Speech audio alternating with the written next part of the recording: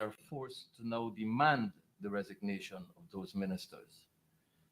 Equally unfortunate is the fact that a young female student has been charged with 19 counts of murder, even before the conclusion of a thorough investigation into this matter.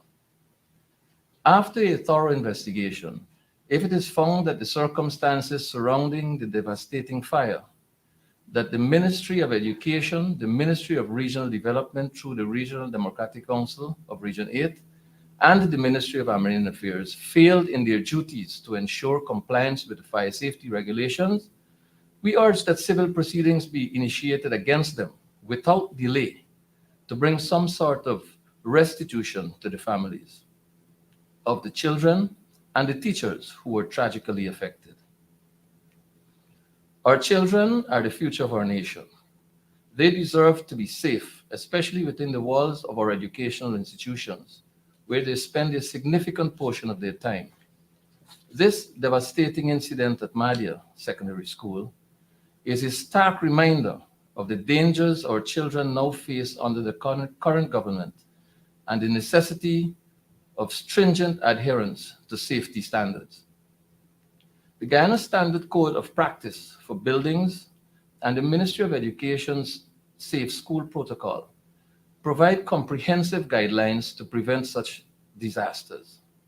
If any investigation reveals noncompliance or negligence in adhering to these guidelines, it would be a clear breach of duty by those charged with the safety and well-being of our children. Accountability is crucial and must be sought through the appropriate legal channels. We owe it to the memory of our lost children, their grieving families, the people of Madia, and all of our nation's children, including the villages from which those children come. Such a catastrophe never happens again. It is our duty to hold accountable those responsible and ensure enforcement of the safety regulations across all educational institutions in the country. Since this is not the first time that children have died in a fire at a dorm in Guyana, it is reasonable to conclude that the government either does not care or does not value the lives of our children. It is our sincere hope that on these occasions we learn from this tragedy and work relentlessly to secure the safety of our children. Further, the people of Guyana, and more so the children of Madia and Region 8, have been confronted with yet another stark reminder of the deficiencies in our regional health system, which have exacerbated the horrific effects of the fire at the Madia Secondary School dormitory. Our Constitution in Article 24 unequivocally guarantees such citizens the right to free medical attention, which is intended to ensure the well-being of all Guyanese citizens. Yet, this tragedy has glaringly highlighted the inadequate health administration at the regional level that has jeopardized our citizens' lives.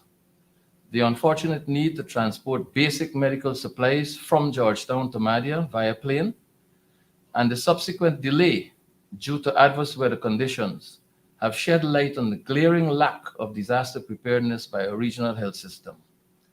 The delay in care provision potentially placed the lives of the victims at greater risk and unacceptable circumstance in the 21st century in an oil-rich Guyana. It is the duty of our regional and national health systems to ensure emergency health services in times of crisis. Thus, witnessing our regional health system lacking essential medical supplies such as oxygen to respond swiftly and effectively to emergency at Madia Secondary School is disconcerting. The parliamentary opposition calls for an immediate and comprehensive review of health system administration at the regional level, focusing on disaster preparedness and response. We need strategic and proactive measures in place to ensure that essential medical supplies are readily available in every region, particularly in remote areas such as Madia. Moreover, we are advocating for an effective disaster response mechanism that ensures prompt and timely provision of healthcare services without relying on interregional transportation of medical supplies, especially during emergencies. It is high time that our regional health systems are strengthened to ensure the right to health care services for every citizen fully. The opposition urges the government to take decisive action to rectify these systemic inadequacies. In modern society, access to immediate medical attention during emergencies should not be a privilege. It is a fundamental right that should be reasonably available to all citizens, regardless of where they reside within our borders. We owe it to the victims of the Madia Secondary School fire, our indigenous brothers and sisters living in the hinterland, and all the citizens of Guyana to ensure that such lapses in our health system are corrected immediately and that a tragedy like this never repeats itself. The PPP's misrule places all Guyanese in perpetual danger. By now, Guyanese fully recognize that the incompetence, immorality, and vanity of the People's Progressive Party government place this country and all citizens in continuous danger. With each passing week, all aspects of our safety, livelihood, and existence are becoming more threatened, more fragile, and less guaranteed. Just in the last month alone, the nation stood in disbelief as the PPP government tried to dismantle the safeguards that protect the country from bearing any financial burden for any major oil spill. This act of national betrayal by Bharat Jagdeo still hangs over the head of the nation. We also learned of the prison escape of Royden Williams, who has been convicted for murder. The circumstances of his escape attest to the incompetence of the way up to the Minister of Home Affairs and ultimately to the President. Now the country is grappling with the tragic consequences of the dormitory fire at Madia. These incidents are not due to pure bad luck or coincidence.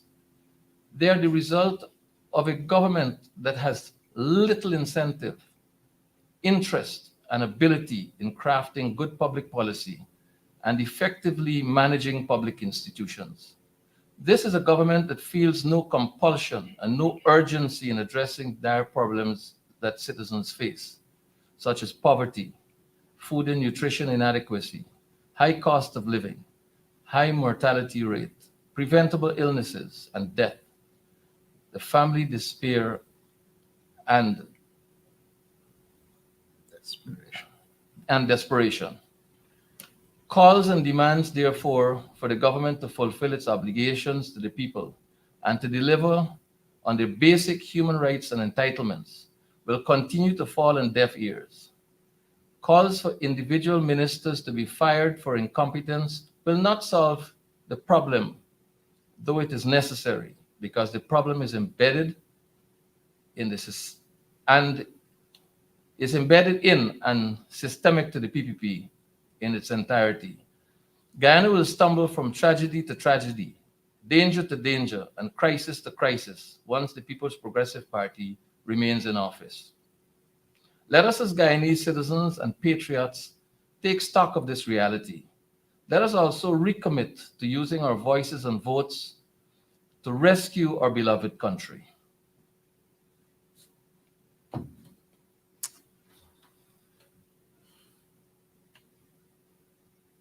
At this time, we'll have the other half of the statement being read by Mr. Elson Lowe.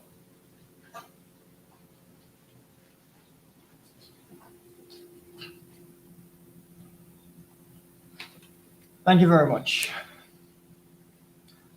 We condemn the destruction of people's property at Hillfoot and the PPP misuse of the Guyana police force. The opposition wishes to condemn the PPP use of the Guyana police force against its opponents and to enforce the wishes of the wealthy at the expense of people in poverty. The demolition of ordinary citizens' homes at Hillfoot on the Susdijk-Linden Highway is another manifestation that the PPP government does not care for the people of Guyana. What is more saddening is that the regime is prepared to arm the Guyana police force and use force against the people of Guyana rather than address the real challenges that face the mass of people. The destruction of people's property by the regime and its friends, families, and favorites is unacceptable and must be condemned by all. Even worse is the use of the Guyana police force to intimidate and shoot innocent civilians. It is the court's responsibility to enforce court orders and not the Guyana police force. The Guyana police force's role is to maintain law and order and not to turn up as a show of force and initiate disorder. The parliamentary opposition calls on the government to end the politicization of the Guyana police force and its use to enforce the will of the PUP elite, families, friends, and favorites. Our policy position on oil. We have noted the recent attacks in Kaiser News on our position with regards to the development of Guyana's oil and gas resources. We find their attacks disingenuous, since the public record will show that the opposition has made numerous significant statements on this subject, whether from our individual spokespersons or at our press conferences. Our positions have been wide-ranging and in sync with the advance of oil exploration and production in Guyana. We harbor no doubt that Guyana's membership of the World's Oil Club is potentially the single most transformative event in the recent life of the nation. That said, we recognize and do applaud Kaiser News for its passionate advocacy on oil matters. We, however, seriously differ from the newspaper in two major ways. Number one, we answer to the people of Guyana and therefore will not subscribe to any self-appointed judge's standard or performance test as to the frequency, intensity, and content of our statements on oil. And two, we believe that, despite the significance of oil, other issues affecting our nation remain critical. Issues such as poverty, the high cost of living, high-level corruption, ethnic and political discrimination, biometrics, and the clean voters list, with the aim of having credible elections, and failed governance by the PUP. While we are not above criticisms, we see Kaiser News' recent attacks, therefore, as its attempt to provoke us to conform to its own style and scheme. We will not be forced to adopt anyone's position. As we have said before, we will be guided by the laws of Guyana, which demand that we do everything to ensure our people benefit from the oil and gas sector. Even so, for the convenience of all, we wish to sum up our positions on the oil and gas sector. Policy basket number one. Our oil and gas resources are our national endowment, and therefore, our oil revenues belong to all Guyanese. All must benefit equitably, systematically, and urgently. The current inflow of oil revenues is not a pittance. It has put Guyana among the richest countries in the world per capita. We in the opposition are therefore focused on ensuring the proper use of the existing money for the development of the people of Guyana. We are also interested in our country developing the human resource capability to ensure we can monitor, evaluate, and manage the sector successfully. Policy basket number two. Getting more from the current PSA with EEPGL must remain a national priority. The country can extract a greater share of the pie by amending or enforcing several aspects of the current agreement, namely, 1. Increasing royalty. 2. Introducing ring fencing, reducing cost oil, changing the 50-50 split, conducting timely and robust audits to stop leakages of revenues, enforcing the requirements for full liability coverage and parent company guarantee to ensure Guyana does not bear any financial burden for oil spills or other disasters. To achieve these ends, we believe several mechanisms could be employed. Amendments of the oil contract in keeping with the terms of the contract, which provides for such amendment. A new coalition government will invite the company to the negotiation table within its first 50 days in government. There should also be stricter and more timely enforcement of existing conditions, such as audits of company accounts, insurance and liability guarantees, and the conduct of feasibility studies. There should also be the inclusion of provisions in the environmental permits to further protect Guyana's interests. Phasing of new approvals to increase our share of the pie is another method. On this matter, we stated at our press conference of 6th April as follows, and I quote, "We propose that Guyana needs to develop a strategy to phase the development of new projects in the Stabroek Block in a manner that allows us to increase our takings through higher profit oil. At the moment, the 50-50 split only gets Guyana only 12.5% of oil revenues, a percentage that seems unlikely to budge under the ongoing oil rush. With 5 FPSOs already in operation or already approved, the country is now well positioned to seek a larger cut of the pie. In terms of numbers, the 25% profit oil must be allowed to increase so that the 50-50 split earns Guyana an increase of more than 12.5%. Policy basket number 3. As regards the new PSA, we are already on record as saying it is pointing in the right direction. But if the government is serious about getting suggestions beyond generalities, then it can increase the public's knowledge by releasing all audit reports, monthly production and expenditure data, and all other information submitted to it by the company. We need to collaboratively design the best possible PSA. For this to occur, all must be given the opportunity to learn from our experiences and to be adequately informed. JAGDIO and the government are engaging in hypocrisy to be calling for public submissions and, at the same time, hiding information from the public. Thank you. Thank you. All right, at this time, I will take questions on the press statement, and as you know, you can do so by the raise of hand. And for the persons with names that are not clear, I'll ask that you state C. Ms. Divina Kaichernos. Hello, good morning. Thank you. Mr. Lowe, during your presentation on the oil sector, you said that the opposition and government in waiting plans to ensure that all benefit from the oil resources and there must be proper use of the funds. Can you say exactly, Mr. Norton is also there. Can you explain to us what exactly is your plan to ensure that all Guyanese truly benefit from the oil resources? And presently, do you think that is happening at the moment? Because we know government is engaged in a massive infrastructural strategy, and they claim that this is benefiting all of Guyana. So is this part of your plans as well? Thank you very much for the question, Davina. Now, as many Guyanese will know, we have put forward a people-centered vision for the development of Guyana. We believe that this directly addresses the concerns and the needs of the people of Guyana. But in particular, we've talked about a structured approach to dealing with poverty and inequality. We've talked about a structured approach to direct cash transfers. We've talked about a structured approach to infrastructure and to education, because we believe that we need to deliberately ensure that Guyanese are able to benefit equitably.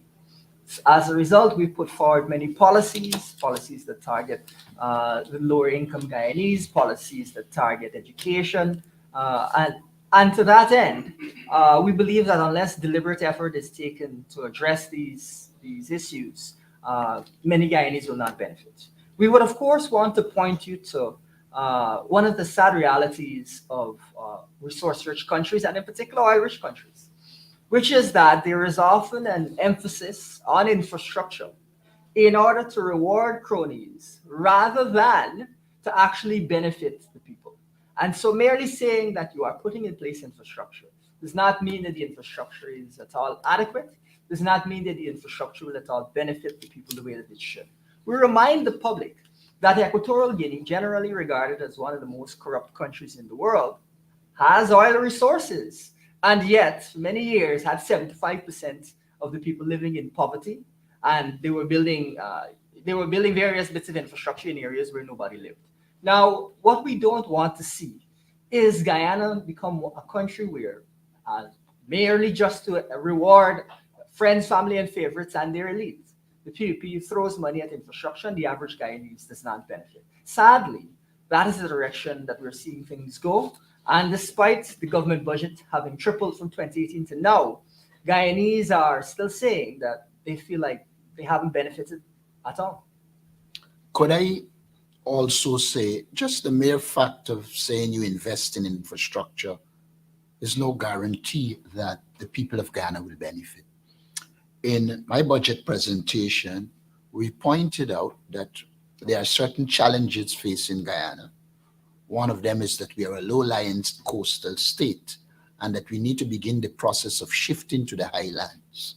In that regard, we said that money should be spent in infrastructure, but it should be focused, while still doing work in the communities, it should be focused on developing the interregional highway links so that we open new lands on highlands and be able to give our people lands at a lower cost in secured areas away from the coast, while shifting our population towards the highland and reducing the burden on the coast. That's the first thing I want to say. We also said that we have developed a poverty reduction strategy as part of our people-centered development. For you to reduce poverty, you need to take direct actions. One of them we have identified very early is what we call our rent-to-own scheme, where right now in Guyana, you have people can get a house lot. Well, there are many not getting, but those who get, a lot of times they do not have the capacity to get a mortgage, etc. What we recommend is that government build houses and people pay rent, but that rent is going as if it is a mortgage, and you set the final cost for the house. And when they finish paying that, the house belongs to that person. That would mean you are removing the burden of them having to have money, a percentage to get a mortgage, and at the same time, they would have been paying rent. And now what they're doing is not buying right away, but they are paying a rent with the aim that at the end of the process, the house will be theirs.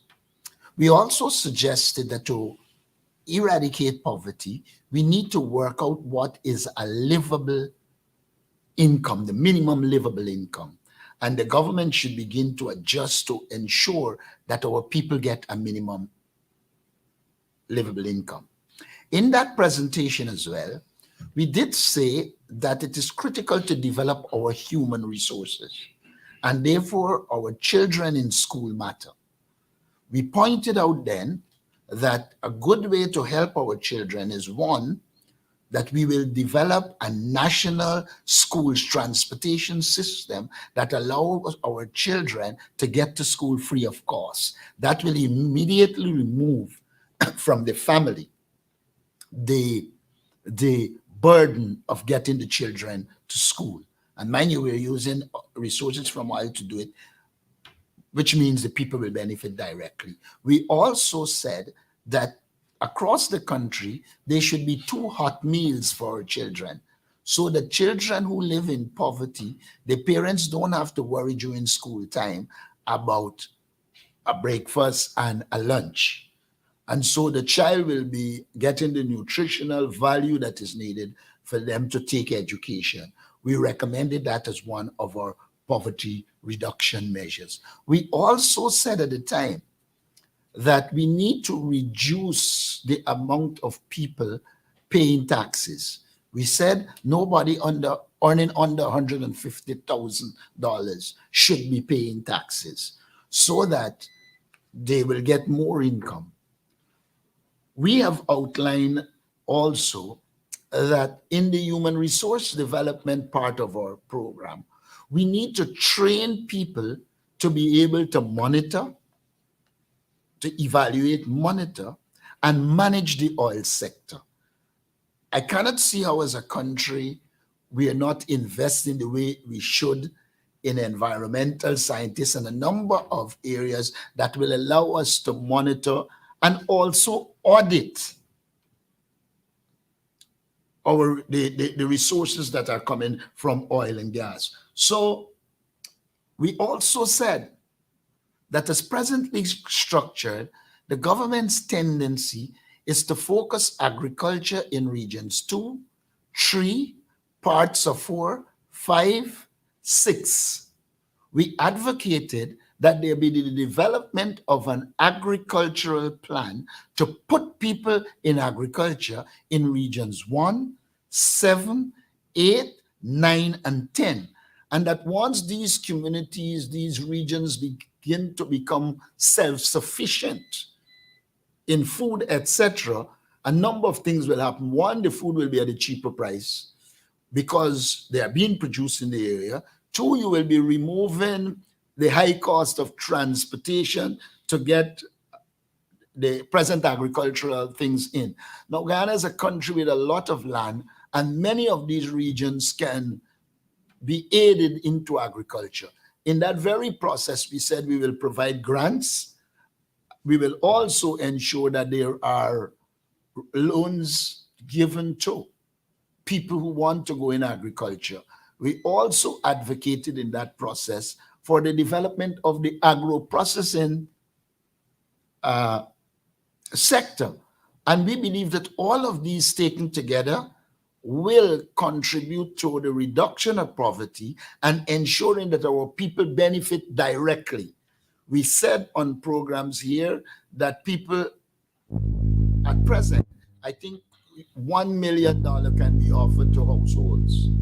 However, in advocating that, we said it must be structured and it must be transparent and accountable and not politicized in the way it is politicized now. We make it very clear that these one-off cash grants cannot solve the problems of poverty, and we will change the approach and ensure we put resources directly in the hands of our people, and at the same time ensure that there is transparency and accountability. I'd like to follow up very quickly, Ms. Chair. Can I go ahead? Yes, you may. All right. Still on your oil policy, ExxonMobil is currently providing its own insurance. Is the opposition comfortable with this provision presently? So it's providing its own insurance. That's the question. I can speak on that. What we have observed based off of I think your audio is a bit low at the moment. I'm not sure. I'll speak up. Are you hearing me now? It seems low still at my end. I'm not sure if anybody else is having the same issue. Are you hearing me now? Yes, much clearer. Thanks. All right, great, thank you. So essentially, when it comes to what little insurance there is for oil spills offshore Guyana, offshore and onshore, there's a couple of key points that we want to make clear to the first being that one of the elements of the judgment that has been put out regarding the existing insurance provisions is that those provisions do not meet the stipulations. Your audio again is gone or it's going or it's very, very low. One second. We're just adjusting. You know? Can you hear me now? Yes. Great, thank you. So what we're essentially saying is that the judge, one of the things that the judge ruled is that the insurance did not meet the conditions of the permit. One of those conditions in the permit is that the insurance must be of a certain standard. Now, if the insurer that ESSO is making use of does not meet that standard, then certainly we wouldn't be comfortable with the company providing that type of coverage. But really, the more that we look at the insurance, the more that the more concerning it is. There are reports and we've looked at this, that the insurance is expired. There are reports that the insurance document is unsigned, that the insurance mentions Egypt. But really, when we look at what the judge actually said, the most concerning thing to my mind is this. The judge said that the EPA failed to take any meaningful step or any step whatsoever to assess what was provided to it by a soda permit holder, purportedly as environmental liability insurance.